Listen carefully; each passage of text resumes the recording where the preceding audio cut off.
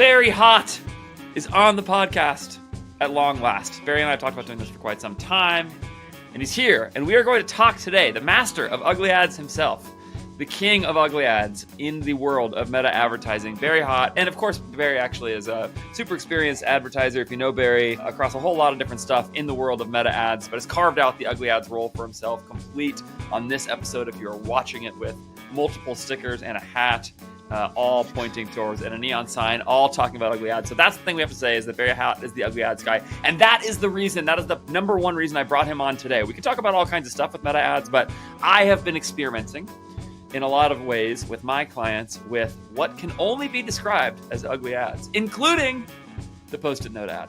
Oh! And I'm ready to talk with Barry about what I can be doing better, how to make my ads uglier and more effective at the same time. And so I am shamelessly stealing time from him by having him on my podcast to talk about great advertising on meta ads, using ugly ads, and we may get into some media buying stuff. Who knows? As Barry and I talked about in the intro, there's a real good chance that we could talk for many, many hours about meta ads. We have before. We have before. Yeah. So, all right. So, okay, Barry is here. His resume is very long. The point is he's an experienced advertiser, and you should listen to what he has to say about these things. Let's talk to Barry Hott about how to make more money on meta ads. That's the point here. Sick intro. Thank you, Mr. You're so welcome, Barry. Welcome. Welcome to the show. The vibes are positive and high and jolly, I would say, right now. Are they? Well, let me change that real quick, because Andrew, I want you to know while we're recording, I want this to be on the record. I am such a big fan of yours. I wish I could say I'm your biggest fan. I can't say that because I know you have more rabid fans. And that's like the biggest compliment I think I can pay you. I watch a lot of your content, and I consume, I think I consume every tweet you put out, and I'm a very big fan of what you say. And some of my favorite things that other people say about you, which I co-sign, is how fair and reasonable, and you listen to other people, and you, even when you disagree, and it's very pleasurable and enjoyable to argue or to battle with you. Yeah. Because you don't take it personally. You're not you're not attacking. You're not being defensive. It's just a joy and it's a treat. Yeah. And I don't even know if we're going to disagree about much on this today. Yeah, I sure hope we do. We should have a disagreement pod in the future where we just go. But I am a big fan of yours. Thanks. That's so nice of you to say. I want you to know that. Yeah. Well, I don't even know. I remember maybe just through some Twitter stuff, you had come out to, it's really nice things you just said to me. Thank you very much. I did have somebody say to me recently something about like, well, what's it like to be like, have you thought about having like a more public presence? And I was like, bro, like I am not a big, like I have like, you're significantly overestimating how much people care about my stuff. So, but you're a natural at this, man. You're really a natural at this. That intro is killer. Like, I mean, everything you do on this is like, you really do crush at this. And what sucks perhaps is then that you have to deal with the, maybe not fame, but like whatever that is of people admiring you from afar.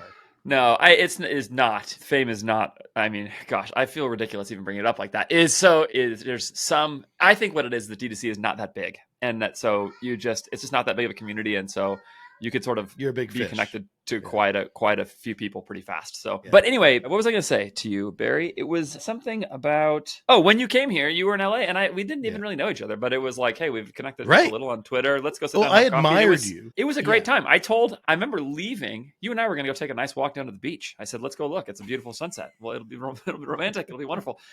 But I remember looking at my phone and being like, it's a half an hour past when I told my wife I would be home, and I have small children, and I still have to drive 20 minutes. I felt so bad afterwards. I like called her furiously in the car. I was like, we just got talking, and I don't know. So yeah, that was how it was. So I'm so sorry about that, and I've not forgotten about that. And I think fondly of that. Like I want to. Yeah, it was great. I think back.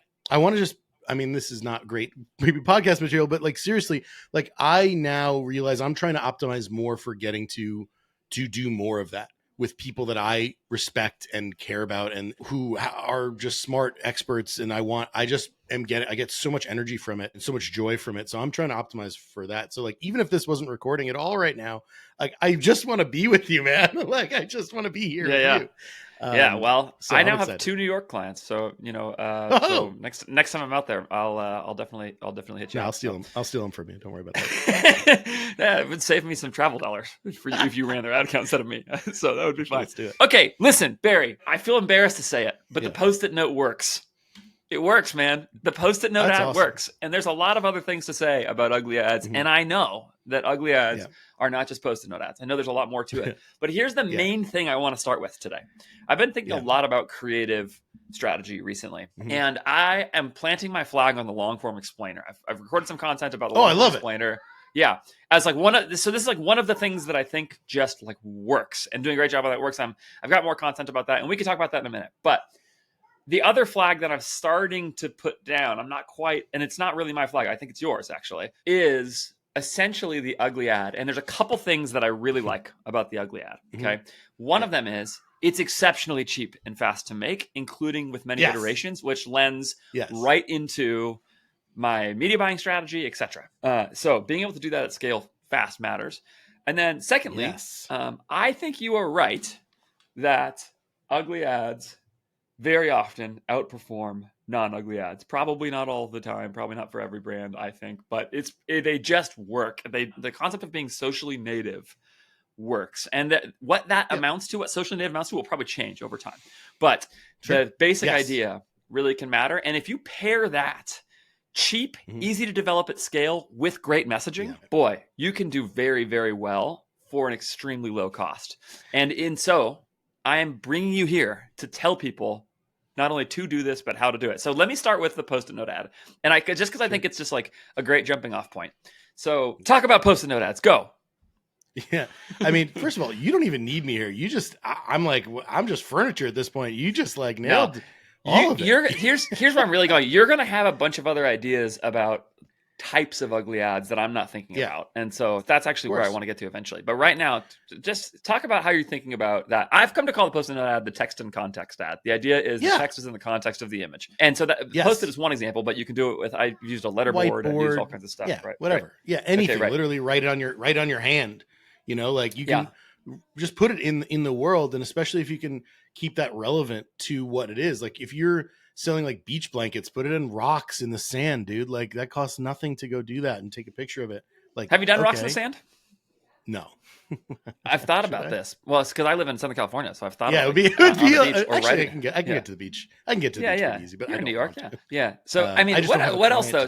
Talk about more. Like, what are the text and context ads that you see work? What are the keys to doing it? Just say something about that for people. You got it. So really, I mean, the whole thing about ugly ads, and particularly this text in context thing, right? Post-it notes are just a gateway drug, right? It's just like an easy way to, like you said, it's cheap, it's easy, it's quick.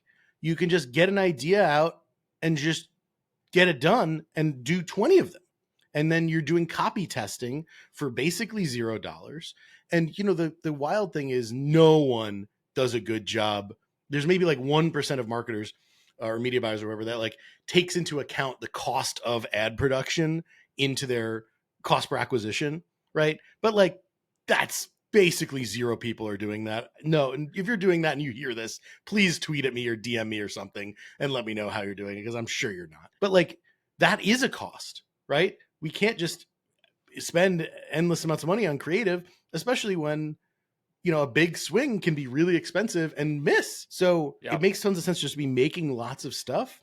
And Taylor Holiday used to call this cost to impact ratio, right? Like potential impact relative to the cost as a way of sort of conceptualizing the ad thing. And I'll just tell you, like with what you're saying there, pairing that with, in my opinion, bid capped or cost capped or manually bid creative testing reduces the cost even further. It takes this giant thing. If you can make your ads really cheap and test them for really cheap, like, or, you know, man, it's just crazy. The impact can be, the cost can be very low. The impact can be very high. I mean, I definitely agree. But going back to like Post-its, like what are some of their text overlay styles? Like look at what native ads exist. Like not ads. Don't look at ads. Native organic content.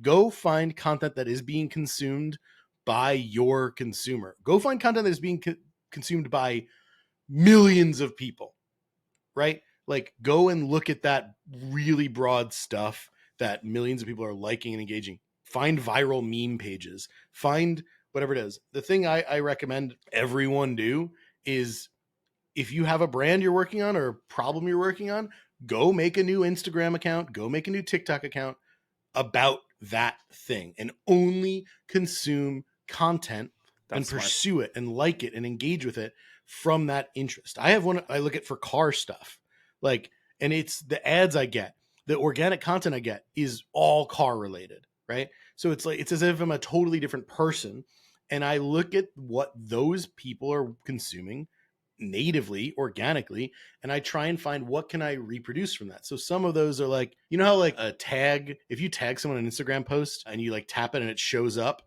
as like a little overlay with the thing or a product, you can build that into an ad, just that style. Like, you don't have to actually make the tag. You can just do that in Photoshop or Figma or whatever, and then it looks native, and you can do that on a organic looking type of picture, and it will look and feel native. You can do text overlays. Like, everyone hates this. I feel like so many marketers hate this, but like the most common like Instagram font, Instagram text overlay, like white background, black text, it works well as an ad when it's native font. Don't use your branded font. Don't use your branded colors. It works well for a bunch of reasons. The most important of which is that that is the font and color that it defaults to. And because of that, most people make content with that. And thusly, a lot of people consume a lot of content that uses that. It also helps that it's high contrast, easy, high readability. So like, those are all things in favor of making stuff that doesn't look immediately and feel immediately like an ad, and does look and immediately feel like something that people might want to consume, because people are not on Facebook, Instagram, TikTok to view your very pretty ads. Even your biggest fans are not there for that. Those are the people that tolerate it more and like it more, but those people are not on Instagram to go and engage with your brand. They do, and they're okay with it, but like, that's not what they're there for. Yeah. So, okay, there's a lot of things I could say about this. So that second ad type you just mentioned, which is the, let's say, phone quality image of your product with the white background, black text caption overlay style, that is usually what is going on, is the other kind of ad besides the text and context ad that I'll put in the ugly bucket that I'm most invested in with my clients right now. And I'm starting to do this at real scale. And the thing is, there's a lot that I love about this concept as well. So those two things, we call them socially native stills. That's like the name for it. And sometimes socially native videos will do the same thing with simple motion, right? So it's like 5 seconds, somebody holds the product and kind of moves it around or whatever, and it's just got the overlay there as well. We haven't played with that quite as much yet, but then socially native stills, and a lot of times we're pulling those from review platforms and things like that, as long as we have licensing to do that. I think the rules on various review platforms are different, but you just pull actual images from customers, especially if you're not showing their face. They don't care if it's just the product, and you can just grab this again for free in this case, almost free. I mean, it costs you probably a few dollars. But here's the thing I love about this too, is that I will say you should basically never create an ad. What you should create is 5 versions of an ad and launch them. Oh, I saw you tweeted that today. You tweeted that today, and I loved that tweet deeply, and it did not get as many engagements as I thought it should. Well, I just tweeted. Let's see. Maybe if you would amplify it with your massive Barry Hott reach, but if you're gonna sit there and hoard all the likes for yourself, don't you Barry, have more? I feel like you have more. No, I don't know. Than I did. I don't think so. Okay. Anyway, the point, who cares? I'm retweeting it right now. So I'm joking. You don't have to retweet it. Keep them to yourself. If they go to me, then maybe but this is true, because then what it allows me to do, because at that point, I think the copy on the image makes a massive difference in the performance. Huge. And you can test that copy with variations so fast and so easily. You know, it's like, you can try just like, and here's my method for doing this with the way you're saying. And I do the same thing with text and context ads. I always have one of them that I consider sort of the control. It's not truly a control. It's because it's not running a randomized control trial, but it's basically control. And the control is the most direct, simplest, clear line of copy I can think of about the ad. Like, I mean, we're talking about like, this product is great for this reason. Like, essentially something like that, you know? And so that's always one of them. That's always one of the ads. Right. And then I've got like 4 or 5 others. Sometimes I'm pulling actual review comments. Sometimes I'm like making stuff up or whatever. But basically like that kind of idea. And then you just go launch all of them at once. And I find with those ads, they are rarely my highest spending ads in the ad account, but at least 1 or 2 of them consistently get some spend. And so there's some additive value to them. And also they get varying levels of spend. So if I launch 6 versions of it, one of them will get a good amount of spend. Another one will get a little bit of spend, and then 4 of them get nothing. Yeah. And so that's part of the reason to launch 6 versions, right? Is because if you only launched one of the 4 that got nothing, you didn't get anywhere. But it took you 4 free extra bets. minutes. You get to place free bets, like literally. Why not? Exactly. The way I look at that is like I'll have I don't know if maybe call it a control, but like I'm gonna whatever my like kind of thought is, I'm like, okay, how do I overdo this? How do I go harder into this? Way beyond, and then also how do I like reel this back in? That way, if I get to see a winner, I get to see where it falls on that spectrum, and like where I'm going there. By the way, you said like you'd want to use like the words like this is the best, whatever. Yeah. If you can use the word you as the first word instead of this, like find the way to make it about you. Like, I don't think I need to tell you that. That's funny though. Okay, no, disagree. Let's go. Let's argue. Let's argue right now. Matters. No, you're wrong about this. Here's my agreement. Here's my position. Here's what I believe about this. I think that I actually don't really disagree that much about this. I don't think you is the problem. But I think more direct comment about the product feels more like it gets away from fake authenticity. Because I think the danger with ugly ads is that people sniff out that it's inauthentic really fast. And the most extreme version of this is the fake UGC. It's the I'm obsessed ad.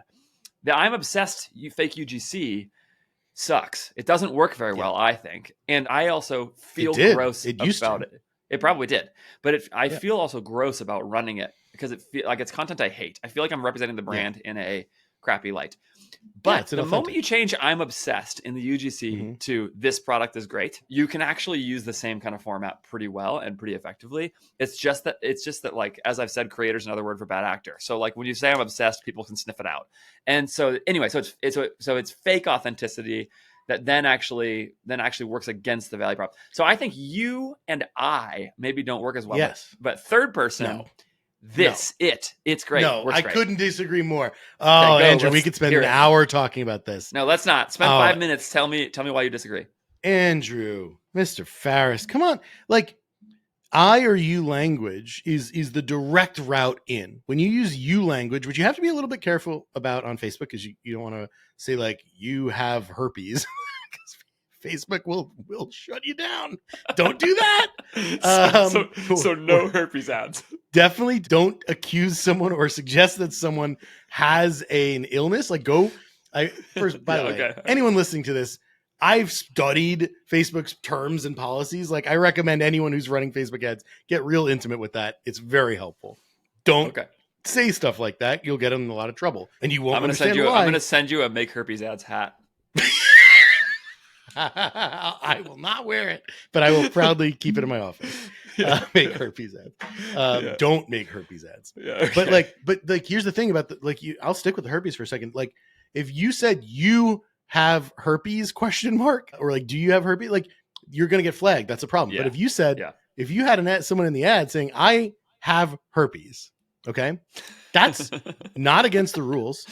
And anyone who's watching that who has that problem is now in the shoes of that person who said that, where if it's said as text on the screen or if it's being said verbally, the viewer, the consumer, is putting themselves in the shoes of that. And if it's relevant to them, then it's relevant to them and it's important. If it's not relevant to them, then they're like, I don't care, goodbye. So that I or you is potent. Absolutely potent. That's like classic copywriting. It might work for stills better than videos to have the I, because you don't have the person doesn't have to ask, or doesn't have to act. But I just think almost every ad I run with I gets crushed compared to the same content, the same messaging, saying it or this. Now, I have to say it must, it would have to go look at the ads with you, because like it has to be related to what's being talked about. You can't just say I and then it matter. Like you can't just say you and then it works. It's not that. Like you have. So I have a brand that sells gifts for travelers. Okay, gifts for travelers, and every time we've tried to run formats that say, and we've tried all kinds of different versions of this. I love this for my travel obsessed friends or whatever it is. It gets crushed. Because it's terrible. Like no one cares about that. Well, yeah. I mean, it might just be bad. But the moment you just feature the product and then say, "Here's why it's great for travelers," it sells like crazy. All right. Well, let's talk about that then, because we're talking. The reason is actually... I think it's because people suck at acting. It's because it's so clearly, and everybody sucks at it. People can just tell right away, this is an ad, fake. I don't believe you. It sucks. This product sucks. Yeah. It's bad. Yeah. But okay, so we're actually going to talk about the real nuance here, which is exciting. Okay. Because it's not about just simple language. It's actually a bigger thing. Like, first of all, that there's too much that has to get unpacked for that to be said, for the consumer of that ad to care. I love this thing that like blah, blah, that's too much, right? And that thing you're talking about also probably doesn't solve a problem. And I'm very sure I know what client you're talking about. I'm very sure I know this product. And I'm very sure it is something that is... The Wander Club. I don't think it's... Yeah, Wander Club. I didn't think so either. I just didn't want to say it because I knew what you were talking about. Yeah. But like, it is a product that is visually interesting. Now, if you have a product that visually is interesting, the game changes a bit. Yeah, right? That's interesting. I got really annoyed. I'm going to call out Taylor. I love who I really like, Taylor Holiday. Yeah. I really like, but I also love disagreeing with in a different way. Yeah, it's the fifth grade American sport. It's disagreeing with Taylor. Yeah, right. He posted about like how Kalo was it the rings? Kalo, right? Yeah. Is that it? Yeah. Like why they're like, what's it called? Ads like work so well. They're the on Team Enzo and that. Yeah, the product, like the DPA ads or whatever, like works so well. And I was like, they worked so well because there was visually like unusual. Like it was something that was like people didn't know, like didn't understand what it was. And it immediately it was immediately unambiguous as to like where this goes, how you would use it and why. Like it was so simple. Yeah.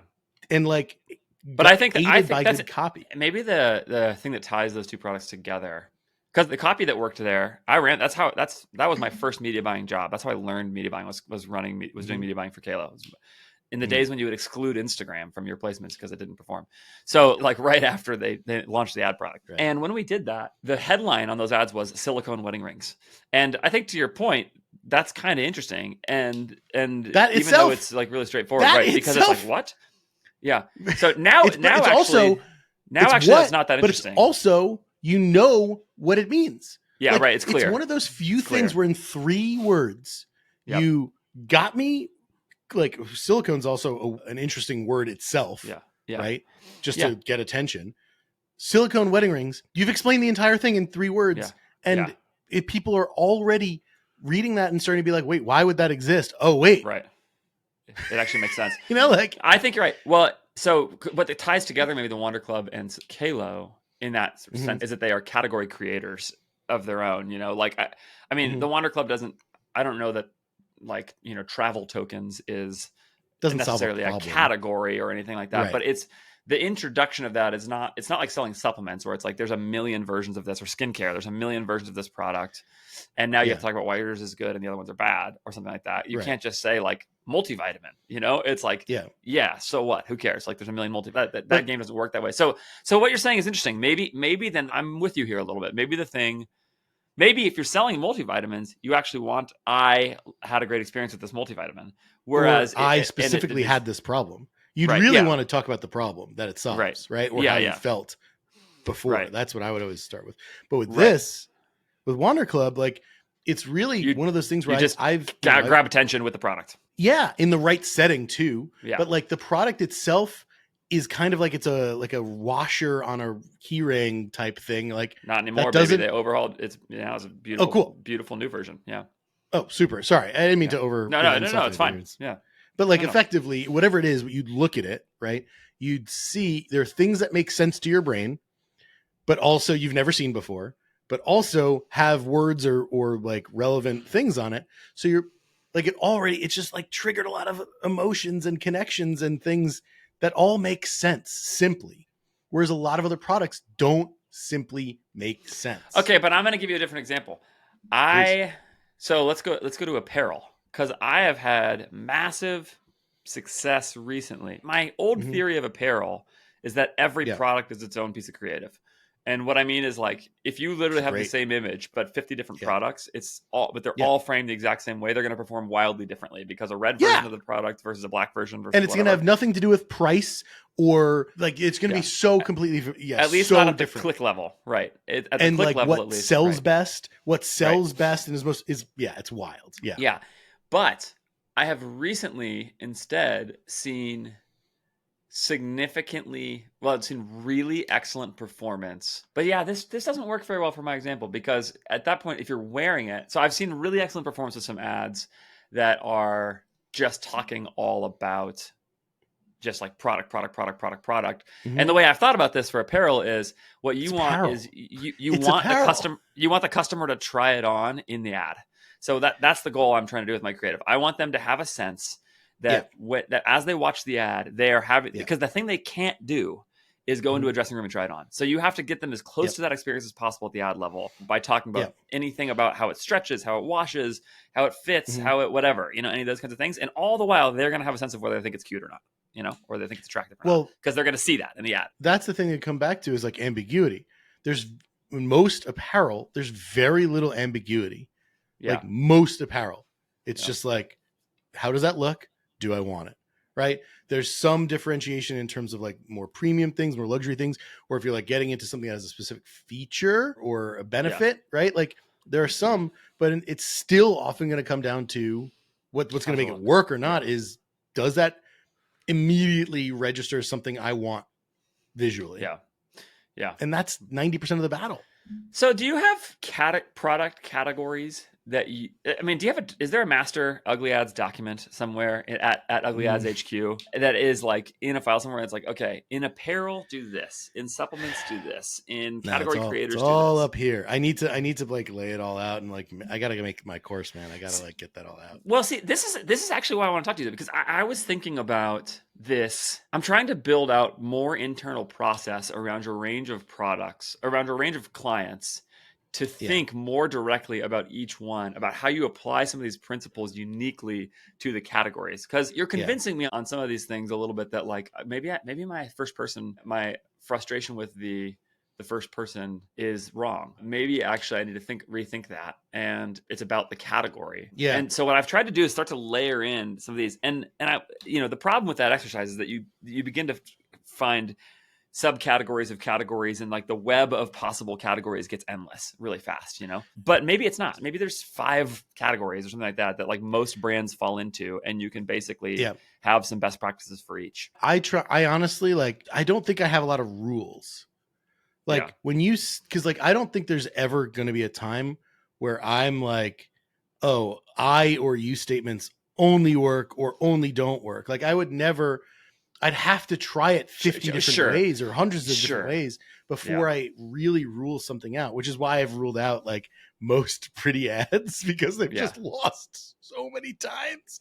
But like, something more nuanced like that, like when there's so many variables about it, I'm not saying you don't do this as well, but I'm constantly back testing against my own hypothesis. Like, okay, like I don't think this works, usually, but I'm going to try this again just because I can throw in this version. And like, it's like, you said this, but the thing that really pisses me off is when people start with the word we, and when they're talking about we as the company. If they talk about we as like we as humans, or we men who wear hats, right? Like that's okay. But if we're talking about we, the company, nobody cares to read anything about what the company has to say. Yeah. We make the finest, suitcases. Who cares? No one like write it in a more personal way, a more relevant way. So I don't know. Like that's the thing I get annoyed about with you, Andrew, is when you say like, I don't think the I or you thing is like right. I'm like, I think it's just like you're like window of it. That's all I'm looking for. All I'm looking for is rules, because what I want is repeatable principles. Yeah. right? Yeah. And I want those, and it's not just to make my job easy. It's because if you go into every brand, this is actually one of the problems people have. If you go into every brand with a blank page and you stare at the blank page for where to start, there are too many possibilities. And so I recognize that for media buying stuff, I tend to think I'm pretty close to always right in terms of the best practices. Not that every position of mine is right, but just that like the best practices are right in most cases. I really reject the notion that like there's multiple ways to skin a cat. I recognize that that's probably true to some degree on the edges, but I think most people should do it my way. That's what I think. The vast majority. And I feel like most people should do it my way, which is slightly different than yours. But the important thing I think we would both agree on is whatever nuances there are between what you do and what I do, it doesn't fucking matter. Just be consistent and be thoughtful. No, I don't agree. And then you're fine. I don't think that's true. I think that there are ways in which my way is either better or worse than your ways. And it's not that I'm necessarily certain that I'm right. It's that right now nobody's convinced me that I'm not right about anywhere where you and I would have a disagreement. And so I would need to be moved on the position. And I think some ways are actually better than others. But with creative, with what you're saying, it's more reasonable to me that there would be like, actually the first person can work really well for some brands and you're just doing it wrong or something like that. Like it's a little less... Yeah. It's a little less fixed. But that said, I want to eliminate the blank page. And this is part of what I'm trying to do. Like I have talked about creative buckets before or something like this. I want to make it so that when I sit down to work on a brand or when my team does, we have a few things where we're going to say, we're actually not even going to go down that road. And that road may be useful, but at least until we go down the road that we think is going to work the best, the most often, and get really good at doing that. And then once we have dialed that in and have repeatable process around those possible things, then we will allocate some additional time and budget towards exploring new frontiers. And so like the idea would be like, and maybe the way I think about this is like 80% of your time and budget is built on scaling up repeatable process around core principles that work. And then you've got a little bit of extra stuff on the side where you're tapping resources that you wouldn't normally tap. You go to a different kind of creator who you think is interesting. You go to an advertiser, you reach out to Fire Team and say like, hey, we want you to make something that's just outside of whatever you're normally doing, and saying like, we want some additional brains that are going to think differently than us, specifically because we know creative diversity matters. And because I don't have all the ideas. So that's the way I think about it. So for principles here, I'm trying to think like, okay, apparel, what is mostly true in most cases that will mostly work in apparel? And, and so this is why, to bring it all back around, I brought you on today because I thought, ugly ads work. And there's some things where the cost to impact ratio works. That's a principle that we can is replicable. And you can test them at scale. And so how do we do a great job scaling up ugly ads as one of the buckets that we pursue? Well, say anything you want. I want to hear more of your rules, honestly. Like I really just want to hear more of what some of your rules are so I can pick them apart. Because like I might have rules, right? But like they're going to be broader. Like my rules are like make people feel something. Like that's my rule. Like that's my rule. Okay, let's go there. Let's do that. That's a good one. Stop there for a second. Make people feel something. Yeah. What do you mean? In the first moment, I mean, 5 frames, second.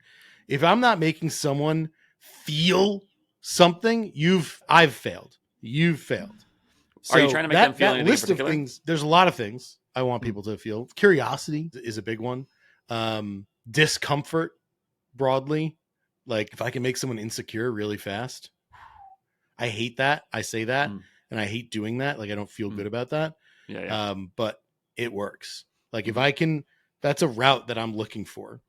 Maybe they should feel insecure. I work with AdCrate works with Tushy bidets. Yeah.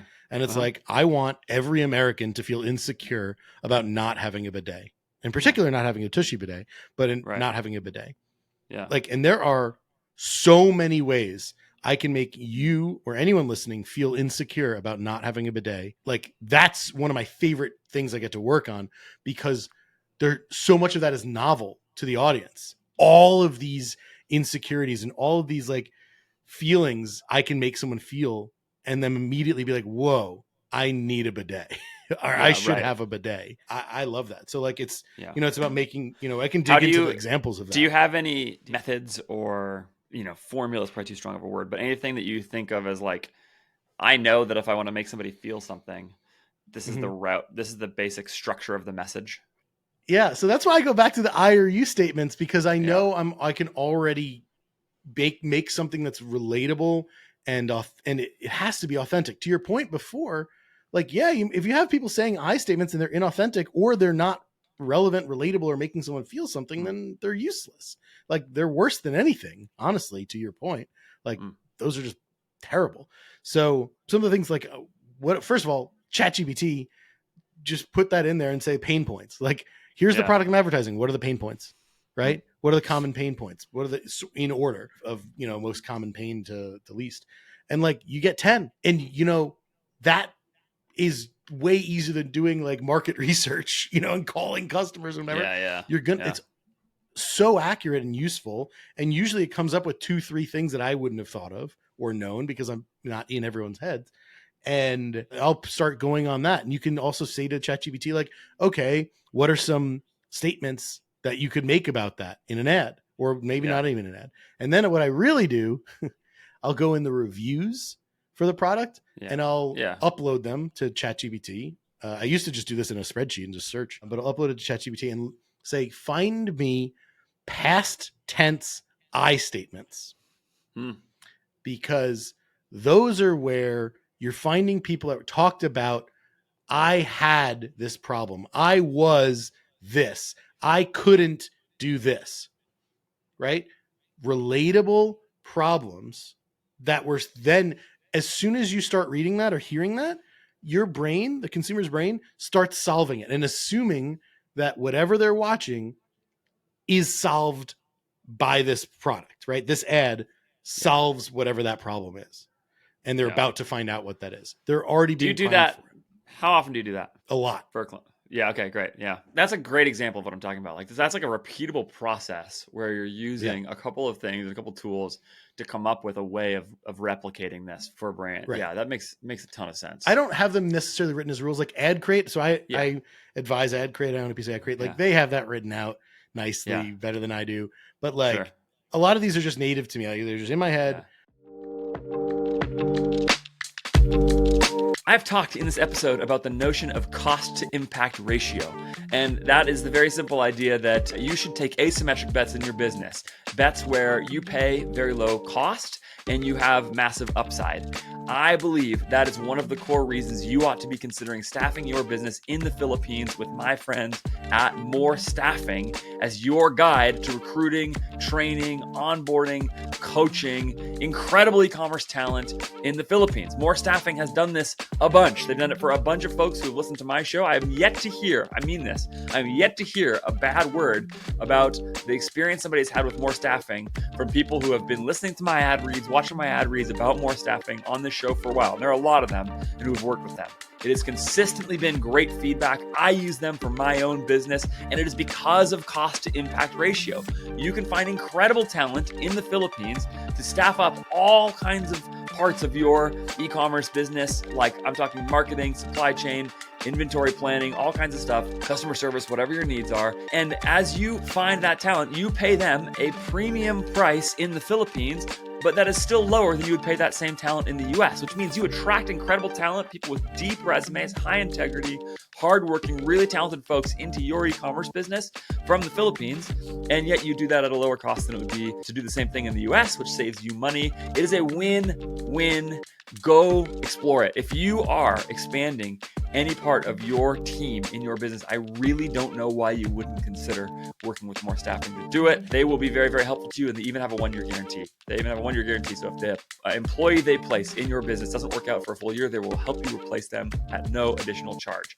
Morenow.co. Go to morenow.co. Tell them I sent you. Go to morenow.co to work with More Staffing and staff up your business in the Philippines today. Do you have a team? Like what? Like, do you have a team? I have one person on my team. AdCrate has a large team. Yeah, I have one employee. Right. Right. Yeah. So I don't have a big team. And part of the reason for that is that I don't have. I think one possibility that I ever try to like grow AJF Growth as a real agency is that I am able to generate some of these things, these ideas into documented processes. And that would make it at least a little bit easier for people. Now, at the end of the day, you're going to have to have it. You're going to have a talented person at the end of the day, right? But to have some core principles. I could talk to you for this about this for hours because, right, you can't scale yourself, and you're an expert, and you're skilled, and you're talented, and there's only so much that you can train to someone else to execute at your level or even close to your level. And then the more you grow, the less it all gets. You lose all that quality, no matter how good you are at training or process or documentation. Yeah, I mean, I've watched people go every which way, like grow too fast, grow slow, all those kinds of things, and seen this go a lot of different ways. But I think you're right. I think there's just like a question of like how much of this is process versus just like well-developed instincts after doing it for a long time. Right. And I think it has to be more process than people think, but probably also not enough to make a person who doesn't get it into a person who gets it. Like I don't think you can solve eventually. And I think experience will matter. Yeah, the instinct thing is such a great point. I've been thinking about this a lot recently, how like there are certain things about like metrics, Facebook metrics, that I just don't care about. But like the only reason I can say that I don't care about them is because I spent so much time studying them and paying attention to them and understanding the trends of them that I'm just like, okay, yeah, I don't need to look at that. I don't need to answer this question. Where someone with less experience, sorry, no offense to everyone with less experience, like that, they have to look at that to better. There's no reason to be offended about experience, though, right? It's like it's like that's the point. Is like you build up intellectual capital with experience, and that's why it's irreplaceable in a lot of cases. This is why actually people are not paying you or probably me for per widget that we put out. What people are paying somebody is for their brain. And for the experiential capital they've built up over time. Well, what they're really paying for is their expectation of it. What they're sold on. But like, I mean, I have done 20,000 hours. Right. That's insane. And like, I didn't realize how valuable that was until I started going out on my own and people being, Anyway, this does answer some of the thing of like why, people will say to me, well, like, come on, there's multiple ways to do it, Andrew. Why is your way right? And my answer is it's because there are better and worse ways to do it. And yet there are also multiple ways to succeed. And what I mean is no one of these things is the only important component of success. So let's just pull a number out. Let's say 20% of the success of an ad account is media buying. Then that 20% and let's in 2024, I don't know. I'm not. I don't think that. I just pulled the number out of thin air. Like I don't really have an opinion about. I just want to challenge you on something interesting. I want to pitch you something. I would say 80% of a failing ad account is because of bad media buying. But like that's super. I would say that a good ad account is like 5% media buying. Yeah, that's an interesting way of framing it. Okay, so let's just give me a rounded 20% and say we'll just add all those together 20%. Yeah. Okay, great. So 20%. So let's say that means out of 100 media buying, out of 100 ad success points to get, there are 20 available in media buying. Okay, let's put it like that. And what I think is you could get 80 points correct on the other 80 points out of the 100 available points for good media for a good Meta Ads account, and therefore be a really successful advertiser. And you could get a 5 out of 20 on media buying, and that's still an 85. And so you end up being successful, even though what I think is my media buying principles would get you closer to 20 on that. Now you could run the Andrew Ferris media buying playbook, bid caps and CBOs and all the things I talk about, right? And get a 30 on all the rest of the stuff, or a 20, and therefore still not be very successful. And because your total thing, and that I think is the way to think about how there are multiple paths to success, but that you can also still be right and wrong within one of those lanes. And that's kind of the way I would conceptualize that kind of concept. So I don't think I disagree with any of that. Unfortunately, for anyone listening, it's probably come on, Barry, yell at me. Yeah, I know, right? No, like I generally like a lot of what you're saying. I do have some issues with your media buying setup, but we can talk about that maybe later. Future podcast. I have another ugly ads question for you. Finish this out though. All right, I kind of agree with you, but I think there's like a weird curve to it regarding scale. I think that at smaller scale, very small scale, your media buying structure is basically irrelevant unless you're doing something. I don't even know what you could be doing that would be so horrible that would get actively in your way from scaling good ads and good pages and good product. But as you get bigger and spend more and the system starts to optimize differently and be able to like kind of lean further away, that's what I see happen. It's a curve. And the bigger you get, the more you spend, the more traffic sources you have and the more a quantity of traffic you have from different traffic sources, right? Depending on also how much existing intent there is for your product or category, all of this, to me, greatly impacts how much the media buying can screw you or save you. So it's not, I don't see it as that linear like 80-20. I see it as like those percentages could change at different times. Yeah, I don't have an opinion about how much of success media buying is. 20%. Maybe sure, yeah. I don't know. No, I don't. I'd have to think about it a little more. That I doesn't could come matter. up with an opinion. I see your point. And I think I would say that what I know of your media buying style, like I wouldn't, and I haven't, and I wouldn't blatantly crap on. Like it's not like it's fundamentally great. Like even though I disagree with some bits of it, like fundamentally, most people should follow it. That I'm probably getting 15 out of 20 of those points, and maybe you disagree with me about a couple of them. Is kind of what you're saying. You know, maybe I could get to 18 if I use the Barry Hott method. I think there's other elements, like there's other nuance in terms of targeting and exclusions, blah blah blah, and it also really depends on existing intent. I can't say what it is right now, but Dave Recook suggested something to me interesting that is real spicy, and I'm definitely gonna test it and then claim it as my own if it works. I'm not really gonna do that. I'm gonna give Dave credit. I actually don't even remember all the details of it. I have to look at it, but it's redeeming view through conversions. That's really the point. Okay, so but listen, we have so little time because I have to pick up targeting existing customers. Nothing to do with that. Nothing to do with that. I have a 4-year-old to go pick up from school in a little bit, but I want to ask you one more question. Okay. The question is, what kinds of ugly ads am I not thinking of? We've talked about text and context. We've talked about socially native stills, the notion of caption overlay on a still, and maybe a socially native video as well, like a caption overlay on a video. Is there anything else that is in the Very Hot ugly ad toolbox that I should know about?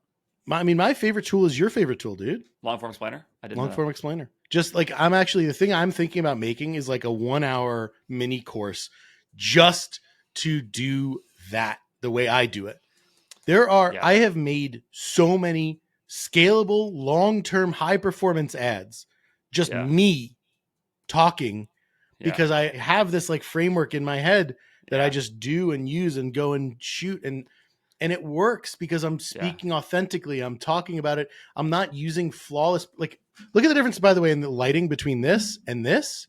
Yeah, like. Huge difference, right? Like in terms of like what's authentic, what's different, like is it relevant to like what the set, like just being thoughtful about all those things and speaking and editing authentically, and not, like one of the things I often don't do in my ads, my talking ads, is use music. Because I don't need to. And it's often a trigger, because you're either going to use copyrighted music and get yourself in trouble, or you're going to use non-copyrighted music and immediately sound like you're in an ad. Yeah, that's interesting. Okay, long form explainer, and I actually do think that I think that uglier might be better on those. I'm a little more mixed on that. You're certain. You're certain. I am very, very strong. I just haven't tried it both ways, so I'll take your word for it. Like, I don't have a very strong opinion about that, but I do think the core driver is the messaging in that ad. I think that that's beautifully said. Yeah, yes. That I think is the most important thing, but that you probably, Anyway, okay. What about anything else? I would have to say, by the way, the authenticity is really what matters, right? Yeah. Okay. In terms of that.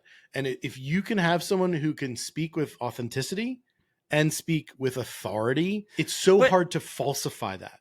Yeah, but it's so easy to fixate on the style. This is my concern about the idea of ugly ads, actually. It's so easy to focus on. People will talk about the style, the type of content, the format, all those things, instead of talking about the content, like the thing the person is saying and the organization of the message. And that's like always the thing I want to say is like, I've run a lot of ugly ads that don't work, and they wouldn't work if they were pretty either. And it's because the message is bad. And that's the real giant difference. And so helping people hone in on how to message well, which is why I like the conversation we just had about INU and whatever is really interesting. Yeah. But okay, what about last thing? What about anything else that you think of as like go-to styles, formats? I just said we shouldn't do style formats so much, but what just to give people a starting place for like. Can I plug something? Can I plug something? Please do. I was going to ask you to after this question anyway. Yeah. So. Well, to answer that question, I wanted to say this like one of the first things. Like, I worked with Creative OS to make a pack of ugly ads. Like. You don't need to ask me. You can go to Creative OS. Yes, go get it. And like, link is in the show notes. 50 templates. 50 templates. I actually didn't know you did that. My favorite ugly ad templates. And like, I'm gonna get there's that. other templates from other creators. And like, you can just, I literally had no idea you were doing that. Yeah, that's great. Yeah. Oh man, I got to tweet about it more, I guess. I might tweet about that after this. Now that you mentioned that, Yeah, and just fair note, I make some money from that, a very small amount of money, but because I don't, whatever. You should. You put them together. You should make some money from that. Yeah. But like, there's a Pubbity style ad or Puberty, whatever it is, the viral page. It's very common. Like, if you can make ads, this is an interesting ugly ad, right? I'm not saying to make an ugly ad to make it uglier. I'm saying make an ad that isn't what your brand would do, right? And in this case, make it look like this viral page. There's some, like, go look at what these viral pages do. And a lot of them have common formats, which is like white bar on the top, black text, or it's the image with a little circle image of like a highlight feature of it in it, and then text on the bottom. And like, if you can make that look and feel like those organic piece of content, then you going back to your point before, like, the style does matter. Sure. Because you're making it in a way that people expect to see that content on that platform. Yeah. But that fails completely if the content is useless and worthless and irrelevant. That's right. Yeah. So you need both, in my very strong opinion. Okay, go get that. Creative OS. I'm going to do that. I literally didn't know it existed. I'm going to get it from you immediately. It is in the show notes, so you can get that there. Sweet. Don't go share it for free with somebody. Just pay the little bit of money. Barry took the time to put it together for you. Make sure you get some money from that. It's like, I think it's $150. It pays for itself. Immediately. That's so useful. I'm going to do that. I'm going to pay for it. So great. Okay. You're going to pay for it for everyone? No, I'm not going to do that. Barry, people should follow you on Twitter. Yes. The link is in the show notes for that as well. Anything else that people should do to follow up with you? Check out, just Google Barry Hott. I'm wherever you are, probably. I have a newsletter. Don't Google Barry Hott. Where's newsletter? Great. I have a newsletter. Okay, Have a Clues. Yeah, haveaclues.com, which you can find through whatever. My newsletter, my new selling point for it is I don't send it a lot. So if you hate newsletters, have I got a newsletter for you? Because I typically don't really send it out a lot. Yeah. I just send it when I have something like that's spicy and really well thought out and bigger than a tweet and bigger than so I've been sending some banger stuff in there, and you can access all of it. It's on my website on haveaclues.com. Okay. Website is where to go get all those things. Creative OS is in the show notes if this conversation interests you. Thank you, Barry. This was great.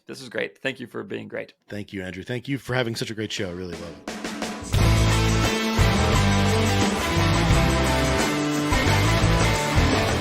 All right, huge thanks to Barry. I enjoyed that conversation so much. I hope you did too. Lots of stuff you can grab onto there. Do check the show notes for all of the links to all the things that Barry is doing to get more information from him and to use ugly ads in your ads. Also, more staffing.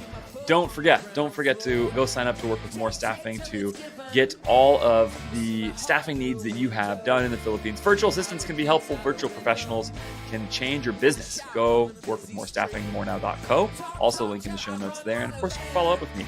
Podcast at ajfgrowth.com, at Andrew J. Ferris on Twitter, and at ajfgrowth.com for everything that I am doing all the time. In a few weeks, I'm going to have my next Opening the Books episode. Really, really good. I've already recorded it. It is very, very helpful, I think. Again, in a brand that is a younger brand that is up and coming, has hit success after finding some creative that works, switching their account to bid caps, now building out their supply chain, inventory planning, all kinds of stuff. So some stuff you've heard me talk a lot about, some stuff that I haven't talked as much about, and hopefully it will be really, really helpful as well. I think it's a really good episode. Don't forget to subscribe and keep an eye out for that episode of Opening the Books, the third one of those that I'm doing. If you missed my episode with Eric Van Holtz and Mike Lawson from Beard Brand, go back, check that out. I've gotten really good feedback about that. I hope it is helpful to you. And again, if you want to do an Opening the Books episode with me where I coach you for free and you just share the information with people, don't forget to reach out to me. podcast@ajfgrowth.com. I'd love to do that with you. All right. Until next time, see you later. Thanks for listening. And I know the script with my eyes.